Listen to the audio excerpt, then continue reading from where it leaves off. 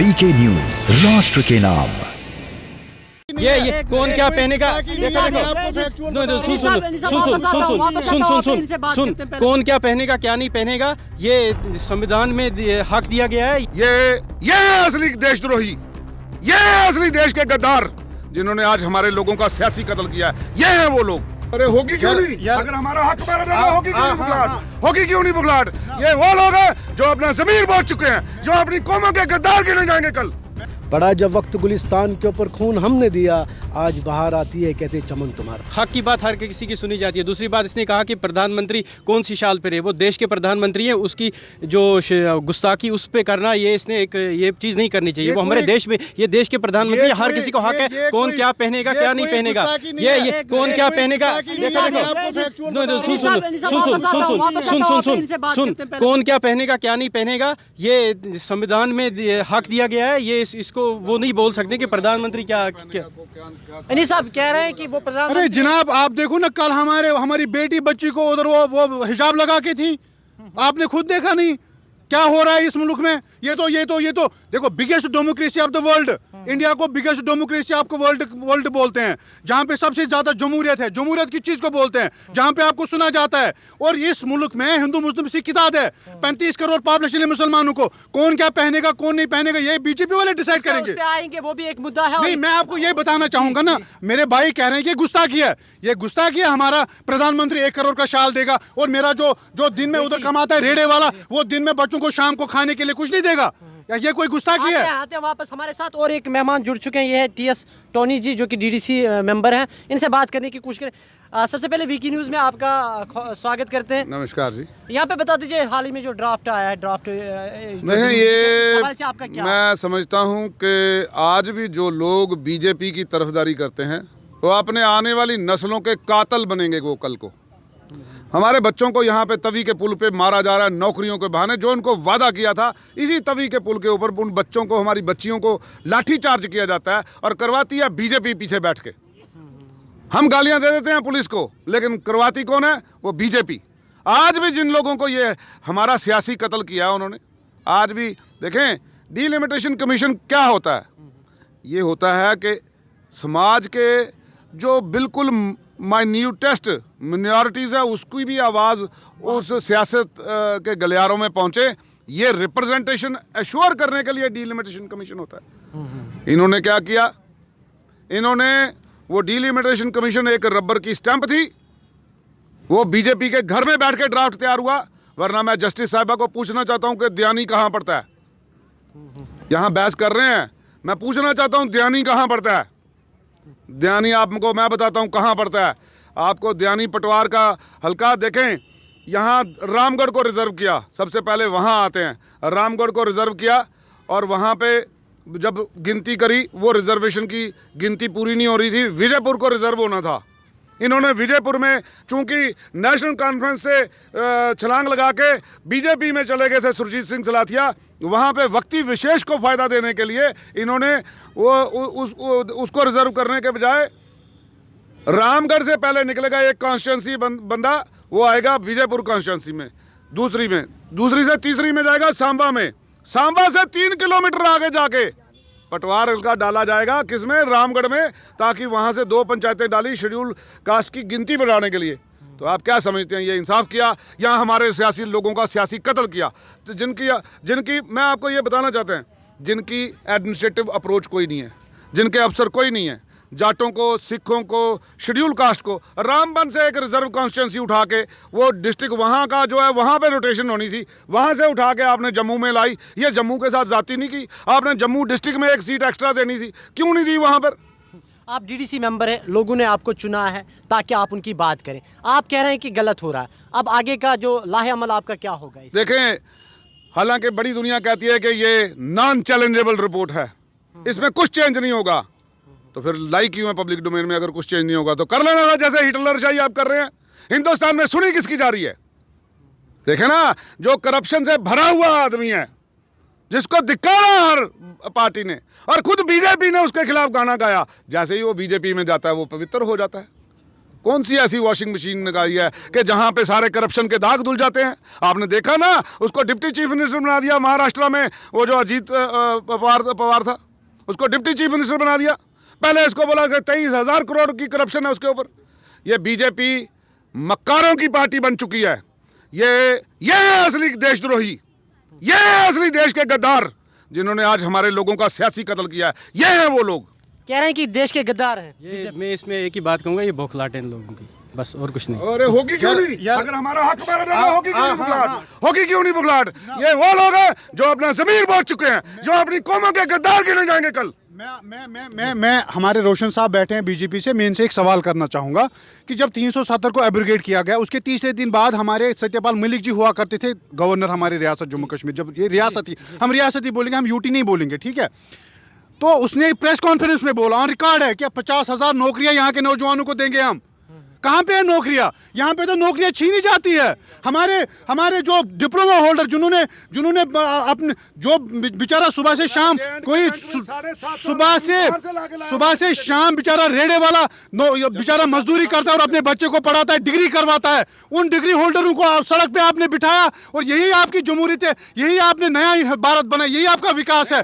हम इस विकास को दिखाते हैं और आने वाले टाइम आपको खुद पता चलेगा कि यहाँ पे क्या होने वाला है। व्हाइट पेपर यहाँ पे क्योंकि मुद्दे जो है बहुत सारे हैं, और अब जो दूसरा मुद्दा है हिजाब के हवाले से अगर बात करें, कर्नाटक की वो बहादुर लड़की, क्योंकि जैसे कि इन्होंने कहा कि यहाँ पे मुल्क जो है बहुत बड़ा डेमोक्रेसी मुल्क है और वहाँ पे जो तानाशाही नहीं चलेगी। लेकिन कल का वो जो वाक़या सोशल मीडिया पे गर्दिश कर रहा है और वायरल हो रहा है कि एक बेटी को जो है हिजाब पहनने की इजाज़त नहीं, और अगर वो कॉलेज जाना चाहेगी तो उसको हिजाब घर पे रखना चाहिए। इस हवाले से बात करेंगे। सबसे पहले जो सोशल एक्टिविस्ट है हिलाल बेग के पास चलते हैं और देखते हैं, क्योंकि इनके हाथ में आप देख सकते हैं वही बेटी है, और इनसे जो मुस्कान इनका नाम है, और इनसे जाने की कोशिश करें। हिलाल, कल जो एक कर्नाटक के हवाले से बात अगर करें तो वहाँ पे बेटी को कहा गया है कि हिजाब नीचे रखे फिर अंदर जाइए। बिल्कुल आपकी बात सही है। ये जो आप बता रहे हैं ना, पहले मैं इसका जवाब दूं, क्योंकि ये इन्होंने जो बताया, देखिए मैंने आपको पहले ही बताया, ये मैं पॉलिटिकल प्रोसेस में नहीं आया हूँ यहाँ पर, मैं एक सोशल वर्कर की हैसियत से आया हूँ। ये खिचड़ी यहाँ पर 1947 से नहीं पहले चल रही है कि नेशनल कॉन्फ्रेंस अटैक करेगा कांग्रेस के ऊपर, कांग्रेस करेगा अटैक बीजेपी के ऊपर, बीजेपी करेगा उसके ऊपर। ये एक मिलाजुला सरकार है, ये चल रहा है। ये इनकी जो है, ये इनका जो सिलसिला जो है चलता है, ठीक है ना? भाई वो मिनिस्ट्री भी आ जाता है, फिर उसके बाद कुछ हो रहा है। मसला ये है कि इन्होंने बेवकूफ़ जो है जम्मू कश्मीर, लेह लद्दाख, करगिल वालों को बनाया ही बनाया है। इन लोगों ने, सियासती पार्टियों ने आज तक जो है, आज तक नौजवानों का बेड़ागर्क कर दिया, और नौजवानों का बेड़ागर्क नहीं किया, इन्होंने पूरे जम्मू कश्मीर का बेड़ागर्क कर दिया। बेटी बचाओ बेटी पढ़ाओ के हवाले से अगर बात करें, कल ये जो मुस्कान के हवाले से बात करें, तो आप किस नज़र से इसको देखिए? मेरी बात सुनिए, मैं एक मुसलमान हूँ, मुसलमान के हैसियत से मेरी एक बहन जो निकल रही है घर से, और वो हिजाब के प्रति निकली है, वो हिजाब करना चाहिए। देखिए हिंदू लड़कियां जो यहाँ हमारी है, वो टिक्का पहनती है, उनको साड़ी पहनती है, उनमें कोई भी तक आज तक कभी मुसलमान लड़के ने नहीं बोला, मुसलमान किसी शख्स ने नहीं बताया कि यहाँ से क्या बोलते हैं ये बुर्का पहनो या कुछ ऐसा करो, नहीं पहनो। मगर उनका अपना हक है, वो अपना कुछ कर सकते हैं, राइट कर, जो मर्जी कर सकते हैं। मगर जो हमारा इस्लाम ने बताया है, जो हमारे नबी पाक सल्लल्लाहु अलैहि वसल्लम ने बताया, जो फरमान बताया है कि हमें हिजाब जो है करना है, हमारी दाढ़ी जो है रखनी है, हमें अल्लाह के लिए वो क्या बोलते हैं उसके लिए जिहाद करना है, वो जिहाद करना है, हमने करना है, ये जिहाद ही कर रहे हैं हम। मगर कहने का मतलब ये मैं बता रहा हूँ आपको कि यहाँ पर जो है, ये जो पहले भी गवर्नमेंट, ये कांग्रेस की, बीजेपी की गवर्नमेंट नहीं है, कांग्रेस की गवर्नमेंट भी जब पहले क्या बोलते हैं, उन्होंने भी हमारा बेड़ागर्क किया है। कांग्रेस ने, बीजेपी ने भी हमारा, कांग्रेस ने भी ऐसे लॉ लगाए जैसे कि होम मिनिस्टर होता था ये मुफ्ती मोहम्मद सईद, जब JNK में था, उसने कैच एंड किल के साइन कराए, यहाँ पर लड़कों को मरवाया। वो बात नहीं मैं बता रहा हूँ, मैं ये बता रहा हूँ कि मसला ये है कि बीजेपी भी इतना रोल अदा कर रही है, कांग्रेस भी रोल अदा ऐसे कर रही है। जो स्टेट में क्या बोलते हैं PDP, नेशनल कॉन्फ्रेंस, ये जो बनी हुई है, अब जब आम पार्टी भी आ गई, यहाँ पर सारी पार्टियां आ गई है, यानी ये जो आपस में खेल खेले, बीच में जो है पब्लिक, आम लोग जो है, बिल्कुल इसमें कोई शक नहीं है। ये एक मिनट में बात सुनिए, ये जो है सेक्रेटरीट में बैठ के जनाब आला जैसे सेक्रेटरीट में जाके बैठ के एक कमरे में बैठ के वहाँ पर तो ये कॉफ़ियों का कप पीते हैं, वहाँ पर तो चाय पीते हैं, वहाँ पर तो सारा कुछ करते हैं, दुनिया को बेवकूफ़ बनाते हैं, जम्मू के मुसलमानों को बेवकूफ़ बनाते हैं, जम्मू के हिंदू को बेवकूफ़ बनाते हैं, जम्मू के सिखों को बेवकूफ़ बनाते हैं, जम्मू के ईसाइयों को बेवकूफ़ बनाते हैं, जम्मू के दलित को बेवकूफ़ बनाते। ये बेवकूफ़ बनाने वाली नहीं है। अब जनता जाग चुकी है, जनता बैठने लगी है, जनता अपना जो आने वाला फ्यूचर है वो हम लोग जो है खुद फैसला करेंगे, ये चीज़ करेंगे। बाकी रही हिजाब की बात है, ये हमारा राइट है और हमने यहाँ पर इसलिए हम आपने बुलाया हमें, हम आपका वेलकम करते हैं। मीडिया की वसारत से हम पैगाम देना चाहते हैं उन ताकतों को जो हिंदू मुसलमान करवाना चाहती है, उन ताकतों को ये पैगाम देना चाहती हो। यहाँ पर सब लोग हैं, हिंदू है, मुसलमान। और इंडियन कॉन्स्टिट्यूशन के हवाले से बात करें तो आर्टिकल 15 भी हमें अपना हक दे रहा है कि जिसको जो मर्जी है मेरी बात सुनिए, ये मेरी बहनें हैं, ये सामने देखिए आप,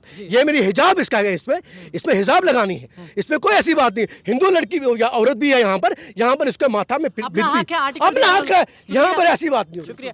बीजेपी के हवाले से अगर बात करें तो यहाँ पे आर्टिकल 15 के हवाले से अगर बात करें, इंडियन कॉन्स्टिट्यूशन खुद हमें राइट दे रहा है कि जो आप चाहें आप पहन सकते, किसी में कोई ये जल्दबाजी नहीं है। क्या यहाँ पे इससे पहले जब हमने बीजेपी के लीडर से बात की, उन्होंने कि आने वाले दिनों में जो इलेक्शन होगा उसमें हमारा जो है जम्मू से सीएम होगा, क्या यहाँ पे भी वही सरकार होगी, उसी तरह का रोल होगा कि जनाब मुस्लिम लड़की निकलेगी बुर्का नहीं पहनेगी? क्या पहले मैं जवाब देता हूँ। आप इस चीज़ का जो इस दुर्घटना हुई है ये हमारी बहन के साथ, ये अफसोसनाक है। इसमें किसी पार्टी का कोई साथ नहीं होता है। कुछ हर कौम में, हर मजहब में कुछ ऐसे शरपसंद अनासर मुझे मेरी बात होगी कार्रवाई। ताज़ा तरीन बयान आया, होगी कार्रवाई और आप जल्द देखोगे उन पे कार्रवाई होगी और हो भी रही है। आप मजम्मत करते हैं? मैं मजम्मत करता हूँ क्योंकि वो हमारी बहन थी। हर किसी को हक है। अनीस, किस तरह आप देख रहे हैं मुस्कान का कल वो, जैसे कि आपने देखा कि तकरीबन जो 50 के आसपास वो यूथ जो थे वहाँ पे नारे दे रहे, श्री जय राम की के वहाँ पे कह रहे, और वो बच्ची जो है बहुत परेशान। देखिए भाई, मैं एज अ मुस्लिम अगर मैं बात करूँ, मैं मुसलमान हूँ। मेरे कुरान में मुझे बताया गया है, मेरे नबी पाक सल्लल्लाहु अलैहि वसल्लम ने मुझे बताया गया है कि आप हर एक मज़हब का एहतराम करो। हम हर एक मज़हब का एहतराम करते हैं। हमारी बहन यहाँ पे बैठी है, ये हिंदू बिलोंग करती है। इनके मज़हब में जिस तरीके से बताया गया है उस तरीके से बैठती है। हमें इस चीज़ से क्यों फ़र्क पड़ेगा? मेरे मज़हब में मुझे बताया गया है कि आपको 5 टाइम नमाज पढ़नी है। मेरे मज़हब में मुझे बताया गया है मेरी माँ बहन को हिजाब लगाना है, तो दूसरे रिलीजियस को क्यों? मेरे यहाँ पे भाई बैठे हैं टानी साहब, इनके रिलीजियस में बताया गया है पगड़ी देनी है। मुझे इससे फ़र्क क्यों पड़ेगा? मैं तो खुश होता हूँ जब मैं अपने कॉन्स्टिट्यूशन भी उनको हक दे रहा है। हाँ, आपने तो खुद बोला कि कॉन्स्टिट्यूशन 15 में बताया गया है कि इस मुल्क में हर एक इंसान को हक है बोलने का। हर एक मजहब में जो आपको बताया गया उस हिसाब से आप चलिए।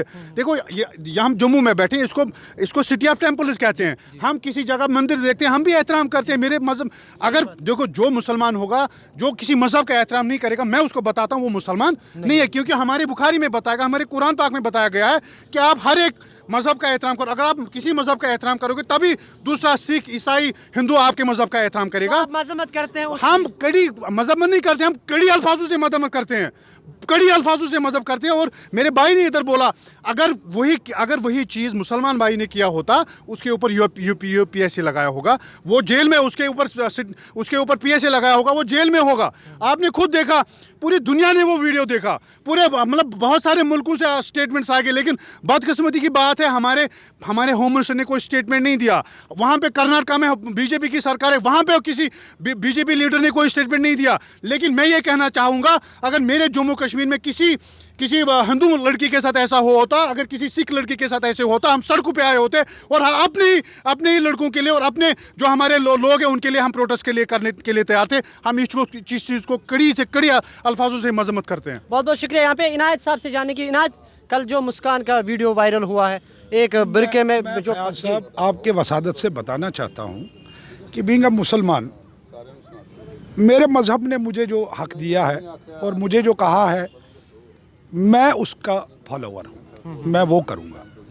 हिंदू धर्म में जो लिखा है वो हिंदू वाले करेंगे, मगर लेकिन एक चीज़ है कि इसमें हिंदुस्तान के नाम की किरकिरी हो रही है कि हिंदुस्तान में ऐसे मुसलमानों के साथ हो रहा है, और जहाँ कहीं मुसलमान हिंदू के साथ कोई ऐसी कोई घटना करेगा, मैं समझता हूँ कि इसकी हर एक इंसान को मजम्मत करनी पड़ेगी। कल एक हिंदू लड़की थी, मैं देख रहा था, हिंदू लड़की थी, वो सोशल मीडिया पे आई थी। उसने बहुत अच्छी बात कही है कि कौन होते हैं ये लोग फैसला करने के लिए कि कौन क्या पहनेगा। मेरे मजहब ने, मेरी बीवी है, मेरी बहन है, मेरी माँ है, मैं अगर अपने घर में अपने मजहब से चलता हूँ तो उसमें दूसरे को दिक्कत नहीं होनी चाहिए।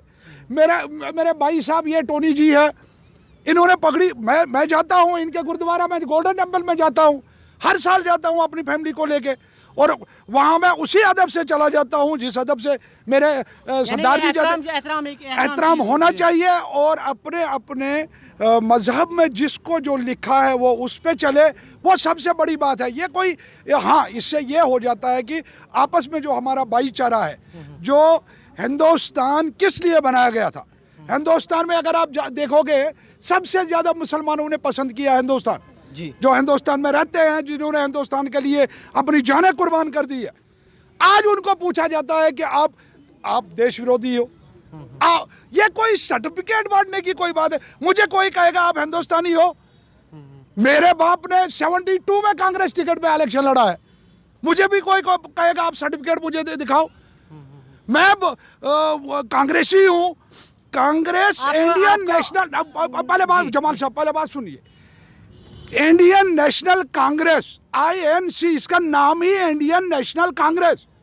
मैं उसी कांग्रेस पार्टी का सिपाही हूं, और मुझे पूछा जाता है कि आप हिंदुस्तानी हो।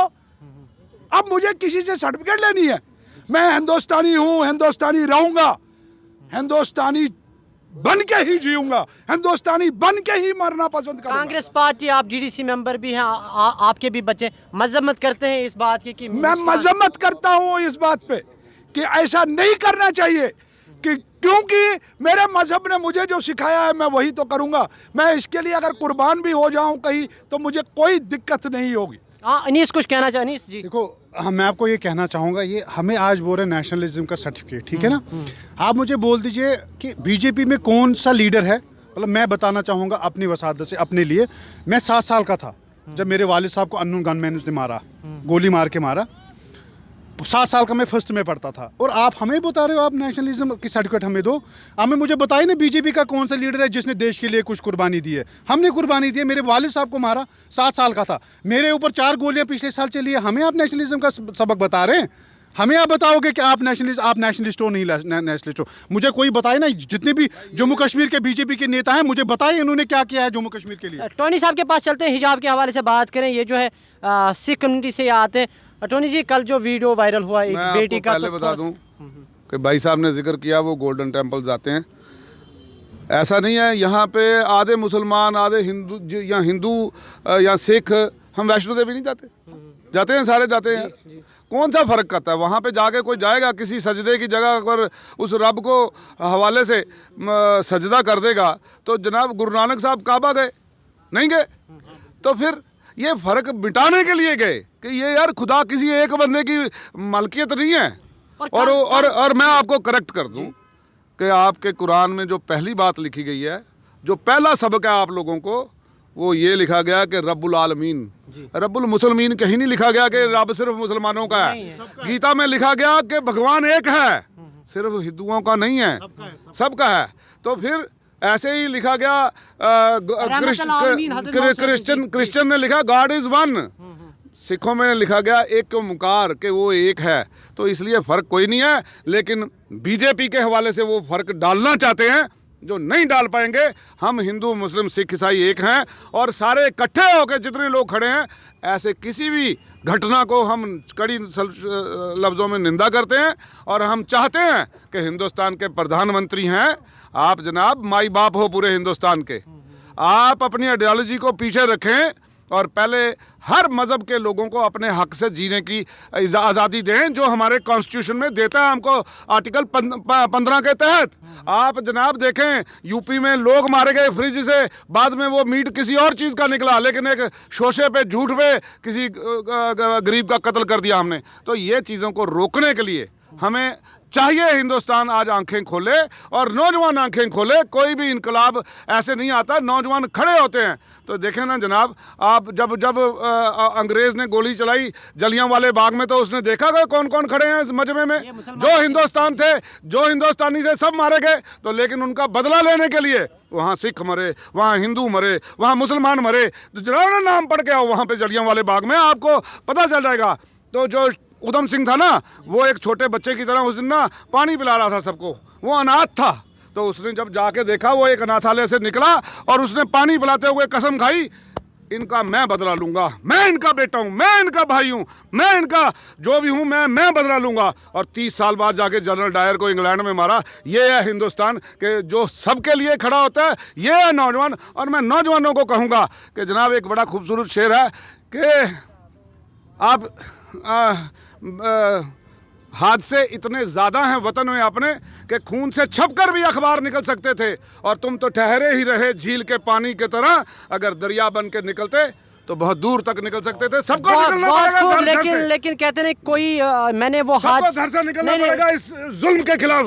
ये एक लड़की की बात नहीं है, ये एक कर्नाटका की बात नहीं है, ये पूरे हिंदुस्तान की बात है। इन्होंने हर जगह ये किया, इन्होंने यूपी में ये किया, इन्होंने किस जगह ये नहीं किया। लेकिन आज वक्त आ गया कि लोग जागें कि हिंदू मजहब, हिंदू मुस्लिम और सिख की दीवारों से ऊपर उठ के मेरे गुरु ने उपदेश दिया है कि सर्व सांझी बाणी, चौं वर्णन को उपदेश साझा, कि सबको बराबर का उपदेश है। किसी किताब से लो, अब आप कुरान पढ़ोगे तो बोलोगे मुसलमान ही इसमें से लेके जाएगा, गीता पढ़ोगे तो बोलोगे सिर्फ मुसलमान हिंदू ही सीख सकता है, सभी सीख सकते हैं हर जगह से। तो इसलिए आज ये इन दीवारों इकट्ठे होने की जरूरत है। बहुत बहुत शुक्रिया। यहाँ पे हमारे PDP के जो यूथ लीडर, कल हमारी एक बहन जो है वहाँ पे बुरके पे, आप जो है हिंदू को आप बिलोंग करते हैं, आपका क्या रद्द-ए-अमल इस सवाल से? मजम्मत करते हैं? देखिए, मैं कड़े लफ्ज़ों में ये मजम्मत करता हूँ। देखिए, ये मुस्कान जो है, ये खाली हम ये नहीं कह सकते कि ये मुस्लिम बेटी थी, ये हिंदू की भी उतनी थी, सिख की भी उतनी थी, क्रिश्चियन की भी उतनी थी। क्योंकि बेटियां जो है हमारे धर्म में और सब धर्म में ये बताया जाता है, बेटियां जो है वो सांझी होती हैं। अगर गीता में कुछ लिखा हुआ वो भी करेगा, कुरान में लिखा हुआ कुछ वो भी करेगा, और जिस तरह ग्रंथ साहब में लिखा गया, बिल्कुल कड़े लफ्जों में मजम्मत करता हूँ। और दूसरी बात, मुस्कान के हवाले से बात चली, और यहाँ पे मेरे जो एक सोशल एक्टिविस्ट है, इन्होंने अपने हाथ में ये जो रखा है, ये मुस्कान है और बुरके पे बैन लगी। यानी यहाँ पे ये पता चलता है कि वो डिवाइड एंड रूल वो बात चली ना, जो वहाँ पे अगर हम ब्रिटिश के हवाले से बात करें, वो यही कर रहे थे। हम उम्मीद करेंगे कि ऐसे वाक़ात आगे से हमारे मुल्क में खासकर रूनुमा ना हो, और मुसलमान बेटी को कहीं ये ना लगना चाहिए कि मैं अकेली हूँ, और हिंदू बहन को कभी ये ना लगना चाहिए कि मुसलमान जो बस्ती है वहाँ पे मैं अकेली हूँ। हम सब एक है, क्योंकि ये हिंदुस्तान है। इस वक्त वीके न्यूज़ की पूरी टीम को इजाज़त दीजिएगा। इस वक्त जम्मू से मेरे साथी रईस वानी के साथ। ये है ड्रीम मीडिया नेटवर्क और आप देख रहे हैं देश का पहला 24/7 digital news channel VK news, राष्ट्र के नाम।